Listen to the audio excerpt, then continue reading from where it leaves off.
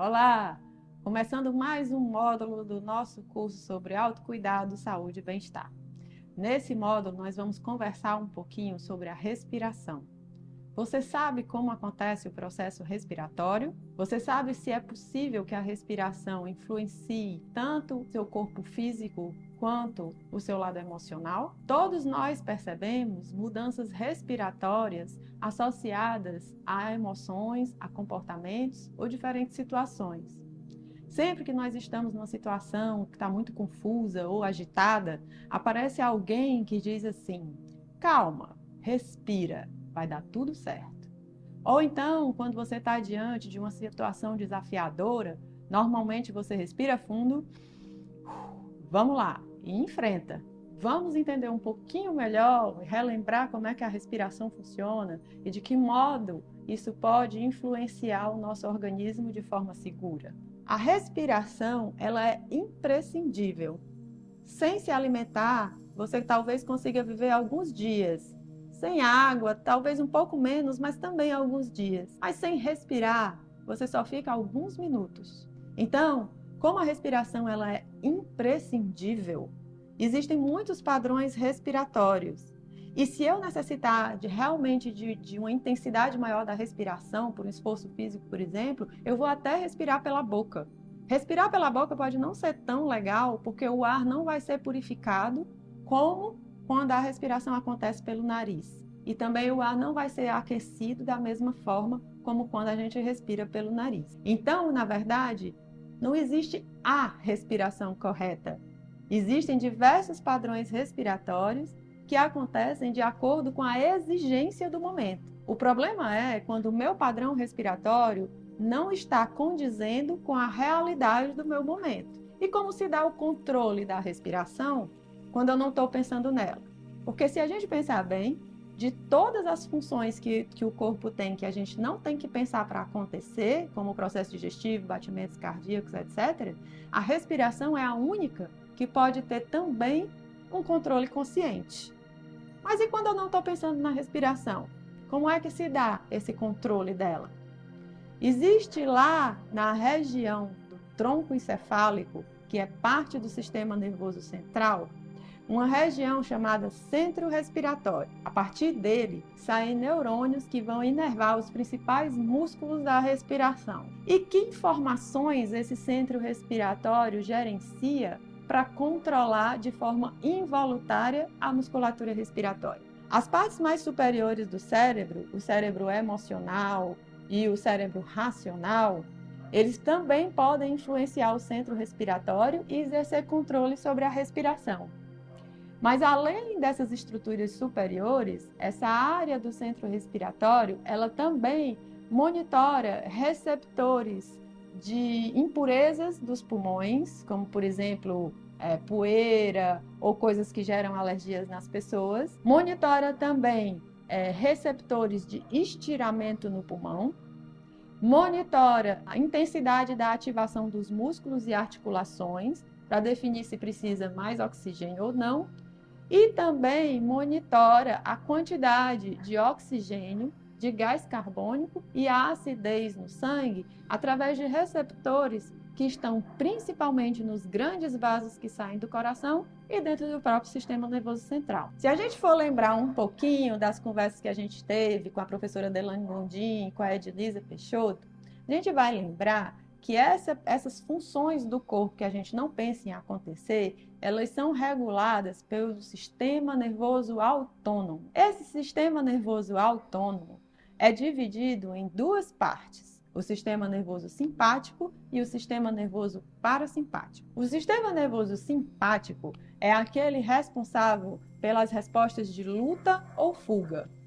Talvez você já tenha ouvido alguém mencionar que o sistema nervoso simpático é o responsável pelas respostas do estresse. Ou seja, o sistema nervoso simpático, em termos de respiração, vai fazer a sua respiração ficar mais rápida, porque você vai precisar de energia para lutar ou fugir. Essa respiração mais rápida, ela também vai gerar influências através do sistema nervoso autônomo sobre os seus batimentos cardíacos, a quantidade de glicose disponível no seu sangue, a quantidade de contração muscular. Por outro lado, o sistema nervoso parasimpático é responsável pelo que se chama repouso e digestão. Então, ele está mais ativo quando eu estou tranquila, descansando ou digerindo. Em termos respiratórios, sob a ativação do sistema nervoso autônomo parasimpático, a respiração vai ficar mais tranquila, mais suave. Talvez você também já tenha ouvido falar a respeito do sistema nervoso autônomo, de que ele gera respostas vagais. Na verdade, quando você escuta falar essa palavra vagal, ela está se referindo às funções do nervo vago. Existem 12 nervos cranianos, 12 pares de nervos cranianos, que saem diretamente do sistema nervoso central, lá do encéfalo. Dentre eles, existe um nervo chamado vago, que é o 10º par de nervos cranianos. Através do nervo vago, seguem a inervação parasimpática para todas as vísceras. E por isso, muito frequentemente, você ouve falar sobre as respostas vagais. Talvez você já tenha ouvido falar sobre a síndrome vasovagal. Tudo isso está se referindo ao funcionamento do sistema nervoso parasimpático que corre através do vago. E é possível, através da respiração, influenciar essa resposta. Outros nervos cranianos também carregam a inervação parasimpática, embora sejam menos conhecidos do que o nervo vago. Então quer dizer que o que a gente quer é sempre estimular o sistema nervoso autônomo parasimpático? Depende. Se eu estou com sensação de falta de ar, coração acelerado, mente agitada, sim, é interessante eu ativar o sistema nervoso autônomo parasimpático. Porém, se eu estou completamente sem ânimo, sem conseguir fazer qualquer coisa, em completo colapso, talvez aí seja melhor eu pensar em ativar o sistema nervoso autônomo simpático. De todo modo, o que a gente quer é dar para a mente pistas, sinais de que eu estou segura e tranquila. Nesse sentido, a maior parte dos trabalhos respiratórios existem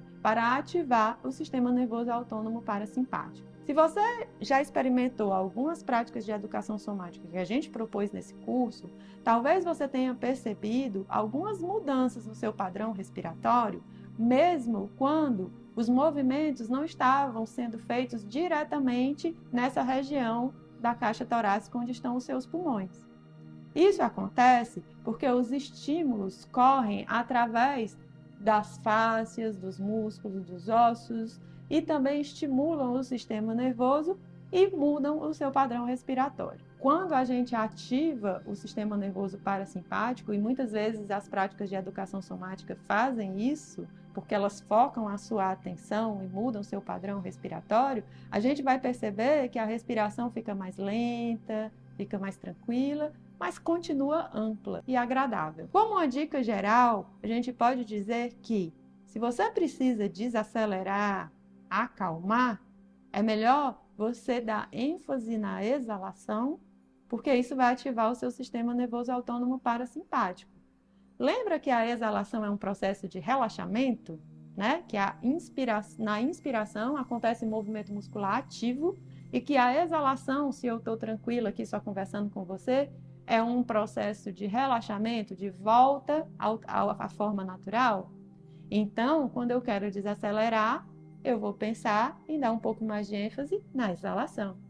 Entretanto, se eu preciso de mais energia, talvez valha a pena eu dar ênfase na inspiração. Pessoas que têm doenças pulmonares crônicas, como a doença pulmonar obstrutiva crônica, a fibrose cística, algumas outras, pessoas com deficiência cardíaca, deficiência renal, doenças degenerativas, doenças psiquiátricas mais importantes, devem receber supervisão de um profissional de saúde ou uma liberação médica para a execução de trabalhos respiratórios. Ao longo das nossas propostas de movimento, se você perceber agitação mental, falta de ar, coração acelerado ou tontura, você ultrapassou a sua capacidade fisiológica. Pare, assuma uma posição confortável, respire livremente e tudo vai voltar ao normal. Em outro momento, você retoma essa prática com uma outra atitude, de fazer tudo mais consciente, mais devagar, com mais atenção. A respiração vai também te ajudar no processo de meditação